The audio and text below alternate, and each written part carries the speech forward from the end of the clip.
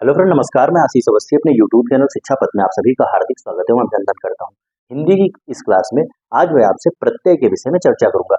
प्रत्यय के विषय में, चूंकि इससे पहले की क्लास जो कि मैंने परसों ली थी, उसमें मैंने आपको उपसर्ग के विषय में जो भी प्रश्न आपकी परीक्षा में बन सकते थे, जितने भी उसके फैक्ट थे, मैंने आपको समझा दिए थे। और उसी क्रम में आज हम प्रत्यय के संबंध में चर्चा करेंगे। और प्रत्यय से बनने वाले जो भी प्रश्न आपकी किसी भी परीक्षा में इसमें हिंदी पूछी जाती है, वहां अगर प्रत्यय से संबंधित प्रश्न पूछे जाएंगे तो आज की क्लास के बाद मैं आपको इतना विस्तृत तरीके से इसको समझा दूंगा कि आज की क्लास के बाद इससे बनने वाला प्रश्न आप आसानी से पकड़ पाएंगे। अच्छा, चूंकि पिछली क्लास में मैंने आपको उपसर्ग को बताया था, तो पहले प्रत्यय पढ़ने से पहले जो पिछली क्लास थी जिसमें मैंने आपको उपसर्ग के बारे में बताया था, एक बार मैं उपसर्ग के संबंध में आपको रिकॉल करा देता हूँ कि उपसर्ग के संबंध में मैंने आपको बताया था कि उपसर्ग ऐसे शब्दांश होते हैं। पहली चीज तो उपसर्ग और या प्रत्यय दोनों क्या है, एक शब्दांश है, पूर्ण शब्द ना होकर शब्द के एक अंश यानी कि शब्दांश है। तो वहां मैंने आपको उपसर्ग के संबंध में बताया था कि उपसर्ग ऐसे शब्दांश हैं जो किसी शब्द के आदि यानी कि किसी शब्द की शुरुआत में लगकर उसके अर्थ में कोई विशेषता उत्पन्न करते हैं या उसके अर्थ में परिवर्तन ले आते हैं, शब्द के अर्थ में परिवर्तन ले आते हैं, तो उनको क्या कहा जाता था, उपसर्ग कहा जाता था। उसी क्रम में मैंने वही आपको प्रत्यय के संबंध में समझाया था कि प्रत्यय ऐसे शब्दांश होते हैं जो किसी शब्द के अंत में लगकर, जो किसी शब्द के अंत में जुड़कर इसके अर्थ में या तो कोई विशेषता ले आएंगे, शब्द के अर्थ में या कोई विशेषता लाएंगे, या शब्द के अर्थ को परिवर्तित कर देते हैं, उनको क्या कहा जाता है, प्रत्यय कहा जाता है। तो उपसर्ग शब्द के आदि में यानी कि शुरुआत में लगते हैं और प्रत्यय शब्द के अंत में लगते हैं। उपसर्ग का विभाजन मैंने वहां पे आपको 4 तरीके से बताया था, 5 तरीके से उपसर्ग का विभाजन वहां मैंने आपको बताया था। संस्कृत के उपसर्ग बताए थे जिनकी संख्या मैंने 22 बताई थी, हिंदी के उपसर्ग बताए थे जिनकी संख्या मैंने वहां आपको 13 बताई थी, अरबी फारसी यानी कि उर्दू के उपसर्ग बताए थे जहां उसकी संख्या मैंने आपको 19 बताई थी। उसी क्रम में मैंने आपको अंग्रेजी के उपसर्ग, जिसमें मैंने महत्वपूर्ण 6 उपसर्ग के विषय में चर्चा भी कर ली थी, और साथ ही साथ मैंने कुछ संस्कृत के ऐसे शब्द जो कि अव्यय हैं, जो कि अव्यय थे और उपसर्ग के रूप में प्रयुक्त किए जाते हैं, इसके संबंध में चर्चा की थी। तो उसी क्रम में आज आगे बढ़ते हुए प्रत्यय के संबंध में जो भी महत्वपूर्ण फैक्ट आपकी परीक्षा में बन सकते हैं, मैं उसकी चर्चा आपसे करता हूं। तो प्रत्यय के सबसे पहले अर्थ की अगर मैं बात करूं, प्रत्यय का अर्थ क्या होता है, प्रति यानी कि साथ में पर बाद में प्लस आय। पहली चीज तो ये कि प्रत्यय दो शब्दों, एक प्रति और दूसरे अय, दो शब्दों से मिलकर बना है, और जिसमें प्रति का अर्थ क्या होता है, साथ में पर बाद में, और अय का मतलब होता है चलने वाला। अर्थात प्रत्यय का पूरा अर्थ क्या हो जाता है, पीछे चलना। प्रत्यय का पूरा अर्थ क्या हो जाता है, पीछे चलना। अच्छा, अगर मैं एक चीज यहाँ पे रिकॉल आपको कहूँ तो देखिए, प्रति प्लस अय और मिलके क्या बन गया, प्रत्यय। तो मैंने आपको कौन सी संधि इसमें बताई थी, तो आप याद रखिएगा, यहाँ पे ई प्लस आ का मेल हो रहा है, इसलिए यहाँ पे कौन सी संधि हो गई, आपकी जड़ संधि हो गई। कौन सी संधि, जड़ संधि। तो फिलहाल ये आप याद रखिएगा, प्रत्यय, प्रत्यय का अर्थ क्या होता है, पीछे चलने वाला। और अगर इसकी परिभाषा के संबंध में आपसे चर्चा करूं, जो शब्दांश शब्द के अंत में जुड़कर उनके अर्थ में परिवर्तन या विशेषता ला देते हैं, अभी मैंने आपको बताया कि ऐसे शब्दांश जो शब्द के अंत में जुड़कर उसके अर्थ में या तो विशेषता ला दें या उसके अर्थ को परिवर्तित कर देते हैं, क्या कहलाते हैं, प्रत्यय कहलाते हैं। जैसे उदाहरण के लिए मैंने यहाँ पे लिखा है दयालु। उदाहरण के लिए दयालु, तो दयालु में आपको ये पता होगा कि दयालु में मूल शब्द क्या है, दया। मूल शब्द क्या है, दया। और दया में इसमें क्या लग गया, आलू प्रत्यय। कौन सा प्रत्यय लग गया, आलू प्रत्यय लग गया। और जब दया में आलू प्रत्यय लग गया तो इसका एक विशेष अर्थ बन गया दयालु। क्या बन गया, दयालु। दया जो थी वो क्या थी, दया एक भाववाचक संज्ञा थी। दया क्या थी, एक भाववाचक संज्ञा थी। लेकिन जो दयालु है, ये क्या हो गया, एक विशेषण हो गया। दयालु क्या है, विशेषण शब्द है। यदि इसके भेद की बात करें, आपके प्रत्यय के भेद की बात की जाए तो प्रत्यय के 2 भेद होते हैं, आपको याद रखना है, प्रत्यय के 2 भेद होते हैं। और जो वर्तमान में प्रचलित 2 भेद हैं, मैं उसकी चर्चा यहाँ पे कर रहा हूँ। और यहाँ मैं आपको आगे भी बताऊंगा इधर कि कुछ भाषाविद ऐसे हैं, कुछ भाषाविद यानी कुछ विद्वान ऐसे हैं जो इन प्रत्यय के 2 भेदों, जो 2 भेद इसके प्रत्यय के बताए गए हैं, इसके विरोध में है। वे प्रत्यय के मूलतः 4 भेद मानते हैं। क्योंकि जो इसका प्रत्यय का इतिहास है, तो वही बात मैंने देखिए यहाँ पे लिखी है कि इतिहास या स्रोत के आधार पर प्रत्यय के 4 भेद माने गए। इतिहास या स्रोत के आधार पर प्रत्यय के 4 भेद माने गए, लेकिन अभी तक इससे प्रश्न नहीं उठा है। अभी तक मैंने इससे कभी प्रश्न नहीं उठा है, नहीं देखा है।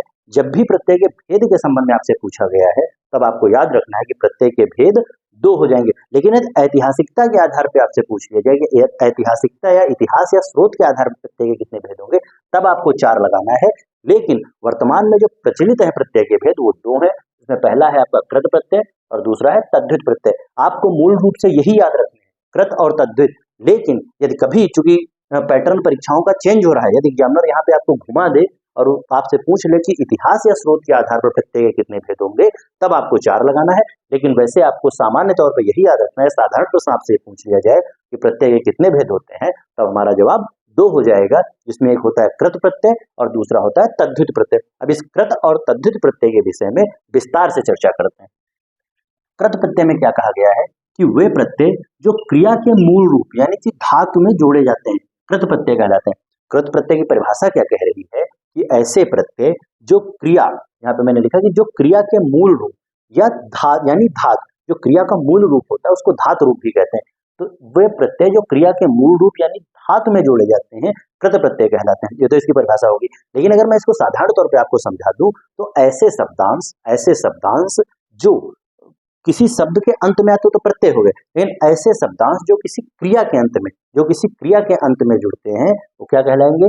कृत प्रत्यय कहलाएंगे। कहने का मतलब ये है कि जो कृत प्रत्यय होंगे वह किसी क्रिया के अंत में जुड़ेंगे, वही बात आपको याद रखनी है।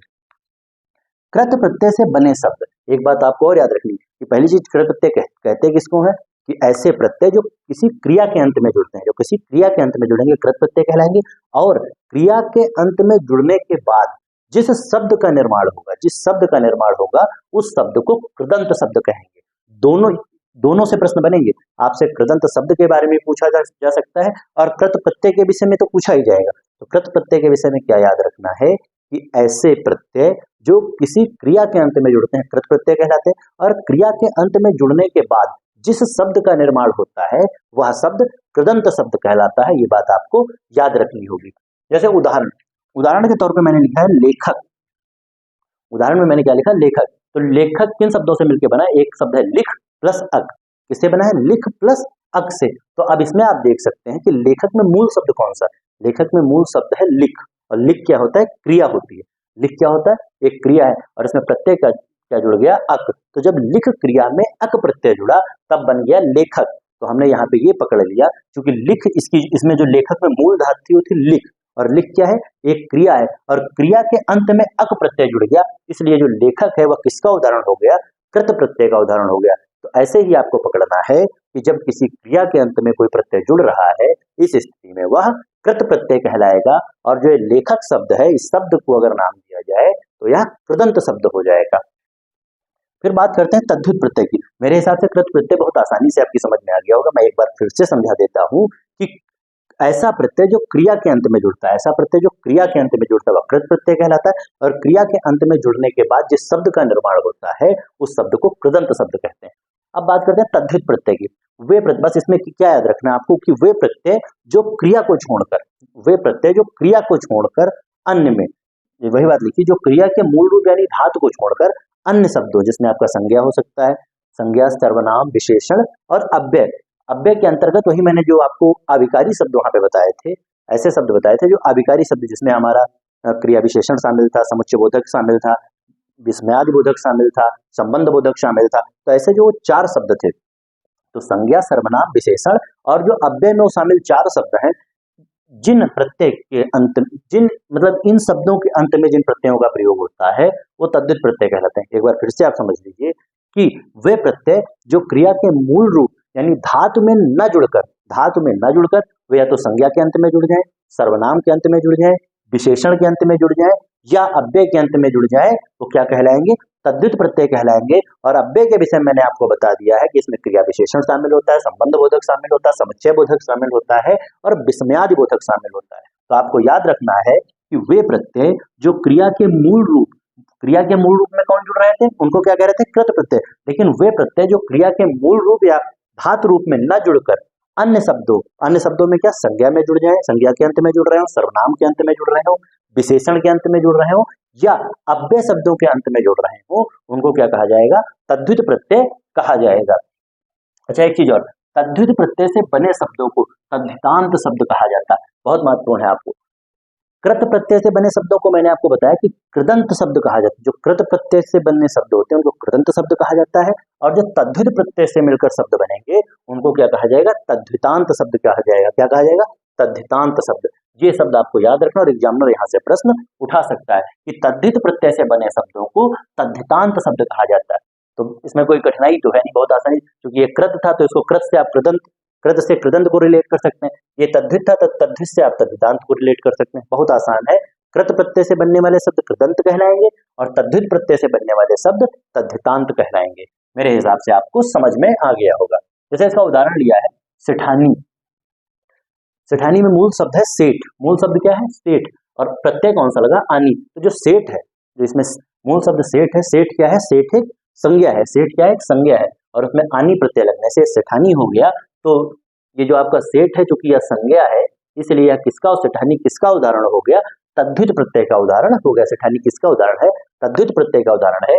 और जब ये तद्धित प्रत्यय का उदाहरण है, जो सेठानी है और सेठानी में आनी प्रत्यय लगा है, जब इन दोनों का मेल हुआ, क्योंकि यह तद्धित प्रत्यय से बना है, इसलिए सेठानी शब्द को क्या कहा जाएगा, तद्धितांत शब्द कहा जाएगा। सेठानी को क्या कहा जाएगा, तद्धितांत शब्द, क्योंकि इसमें कौन सा प्रत्यय लगा है, तद्धित प्रत्यय लगा है। तो ऐसे शब्द जो तद्धित प्रत्यय के मिलने से बनेंगे उनको तद्धितांत शब्द कहेंगे, और जो कृत प्रत्यय के मिलने से बनेंगे उन्हें कृदंत शब्द कहेंगे। और कृत प्रत्यय क्रिया शब्द के अंत में जुड़ता है, और तद्धित प्रत्यय क्रिया शब्द को छोड़कर संज्ञा सर्वनाम विशेषण और शेष जो 4 अव्यय हैं उनमें कौन सा प्रत्यय जुड़ेगा, तद्धित प्रत्यय जुड़ता है। फिर इसके संबंध में एक बात और याद रखनी है कि दोनों प्रकार के प्रत्ययों में समानता यह है कि दोनों से बनने वाले शब्द संज्ञा या विशेषण होते हैं। बहुत महत्वपूर्ण बात है, चाहे कृत प्रत्यय हो या तद्धित प्रत्यय हो, जब किसी शब्द के अंत में इनको जोड़ा जाएगा तो जिस शब्द का निर्माण होगा या तो संज्ञा होगा और या विशेषण होगा। और ये बात दोनों में, चाहे कृत प्रत्यय हो चाहे तद्धित प्रत्यय, दोनों में लागू होती है कि दोनों प्रत्ययों को जुड़ने के बाद जो भी शब्द बनेंगे वो या तो संज्ञा हो जाएंगे या विशेषण हो जाएंगे। जैसे यहीं पे मैंने सेठानी लिया था, सेठानी, सेठानी क्या है, सेठानी एक संज्ञा है, और उसी तरीके से यहाँ लेखक था, लेखक भी एक संज्ञा है। उसके बाद क्या याद रखना है कि प्रत्ययों के वर्गीकरण कृत व तद्धित को कई भाषाविद उचित नहीं मानते। वही बात मैंने अभी यहाँ बताई थी कि कुछ भाषाविद ऐसे हैं कि या इनको जो इसका वर्गीकरण है कृत व तद्धित के आधार पर, जो इसका वर्गीकरण 2 भागों में जिसका वर्गीकरण किया गया है, कुछ भाषाविद इसको उचित नहीं मानते हैं, क्योंकि इसका कारण यह है कि कुछ ऐसे प्रत्यय हैं जो कृत में भी प्रयोग हो जाते हैं और तद्धित में भी प्रयोग हो जाते हैं, जिनके उदाहरण मैंने यहाँ पे लिए हैं।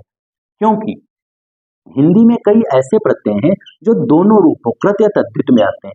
कहने का मतलब यह है, भाषाविद इसको क्यों उचित नहीं मानते हैं इस वर्गीकरण को, कि कुछ ऐसे प्रत्यय हैं जो चाहे कृत की बात की जाए तद्धित की बात की जाए, उनका प्रयोग दोनों में हो जाता है। जैसे देखिए यहाँ पे मैंने लिखा लुट प्लस एरा, इसमें मूल शब्द लुट हो गया और एरा क्या हो गया, प्रत्यय हो गया, तो क्या बन गया, लुटेरा। और यह कृत प्रत्यय के अंतर्गत आता है। कृत प्रत्यय के अंतर्गत कैसे आता है कि लुट, जो लुट धातु है, क्या है, क्रिया है। लूटना क्या होता है, क्रिया होता है। तो लुट प्लस एरा मिलकर लुटेरा बन गया। तो देखो यहाँ पे क्रिया में प्रत्यय लग गया, तब ये कृत प्रत्यय हो गया। अब देखो यहाँ पे मैंने लिखा चाचा प्लस एरा। चाचा क्या है, चाचा एक संज्ञा है।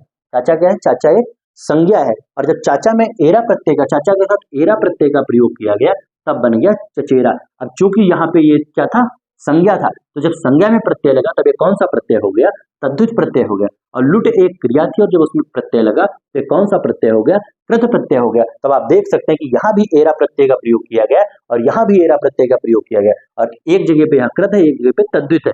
जब ऐसी स्थिति बनी कि कुछ प्रत्यय ऐसे थे जो तद्धित व आपके कृत दोनों में उनका प्रयोग किया जा सकता था, इसीलिए जो भाषाविद हैं वो इसको आपको कृत और तद्धित प्रत्यय के वर्गीकरण को उचित नहीं मानते हैं। ठीक इसी प्रकार से पढ़ प्लस आई। अब पढ़ एक क्रिया है, जब उसमें आई प्रत्यय लगा तो पढ़ाई बन गया, और जब क्रिया के साथ प्रत्यय लगा तो कौन सा प्रत्यय हो गया, कृत प्रत्यय। भला प्लस आई, भला प्लस आई, तो भला क्या, भला एक विशेषण है। भला क्या है, भला एक विशेषण है, और जब इसमें आई प्रत्यय लगा तो भलाई हो गया, इसलिए क्या है, तद्धित प्रत्यय है। जब भला के साथ प्रत्यय आई लगा तो यह तद्धित प्रत्यय के रूप में आ गया, क्योंकि भला एक विशेषण है।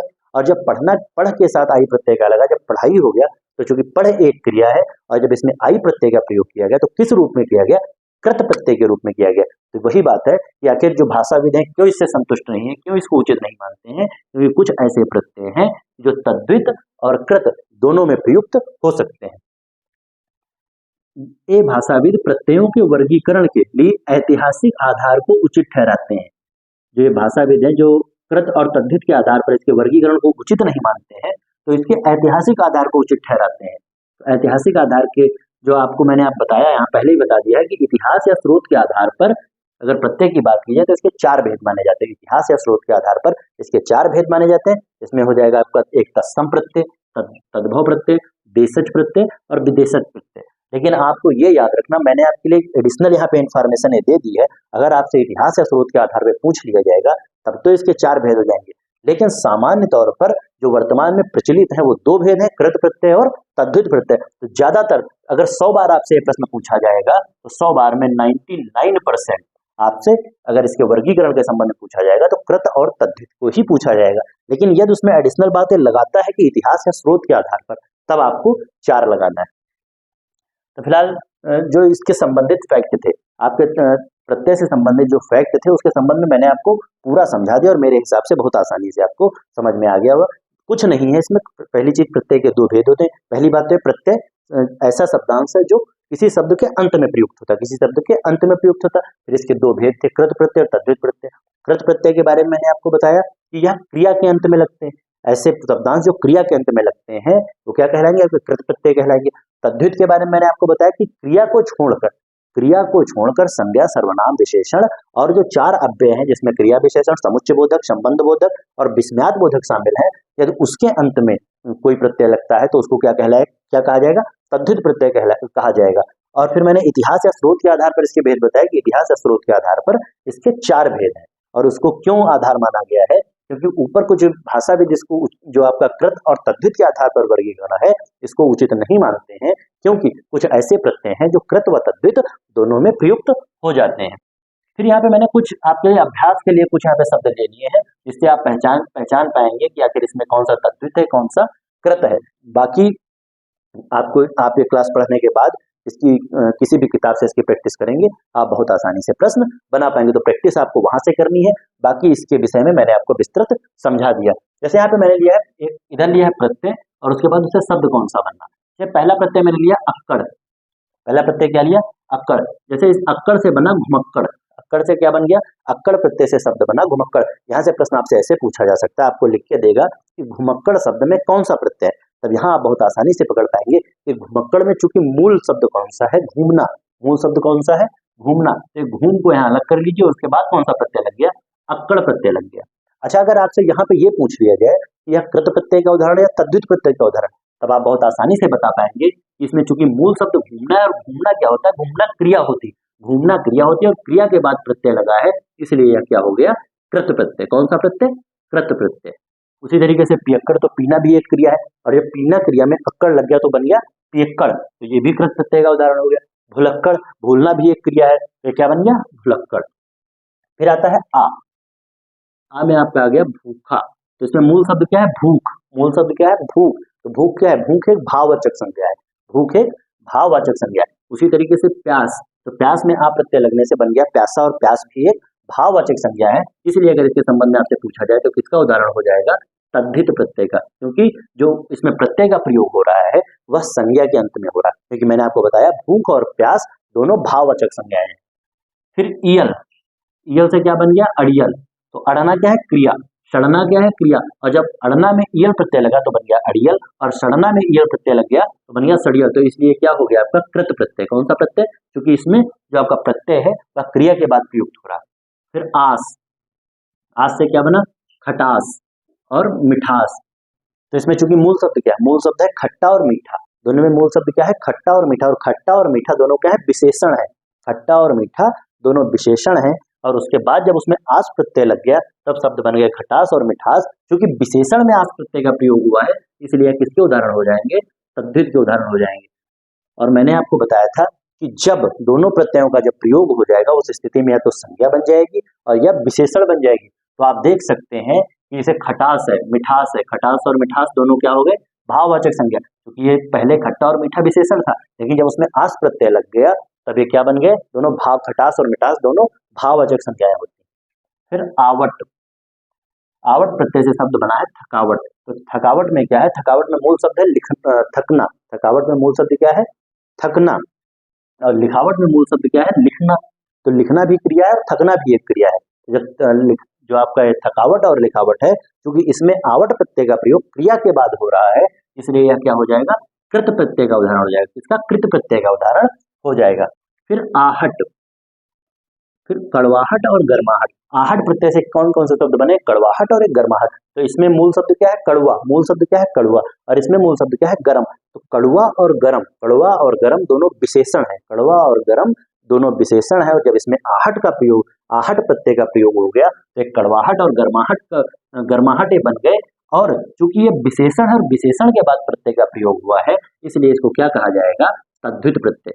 क्या कहा जाएगा, तद्धित प्रत्यय। तो मेरे हिसाब से मैंने आपको उदाहरण के माध्यम से भी समझा दिया, इधर परिभाषा के माध्यम से भी समझा दिया, तो आप कृत और तद्धित के अंतर को बहुत आसानी से समझ पाएंगे। तो फिलहाल आज की क्लास को मैं यहीं पे समाप्त करूंगा। अगली क्लास में हम समास के संबंध में पढ़ेंगे, और मुझसे जितना हो सकता है आपकी सफलता को सुनिश्चित करने के लिए मैं प्रयासरत हूँ और अपनी तरफ से पूरा प्रयास कर रहा हूँ। फिलहाल आज की क्लास को मैं यहीं पे समाप्त करूंगा। अगर आपको मेरा वीडियो पसंद आए तो उसको लाइक कीजिए, शेयर कीजिए, और मेरे चैनल शिक्षा पथ को सब्सक्राइब कीजिए। बहुत बहुत धन्यवाद। नमस्कार।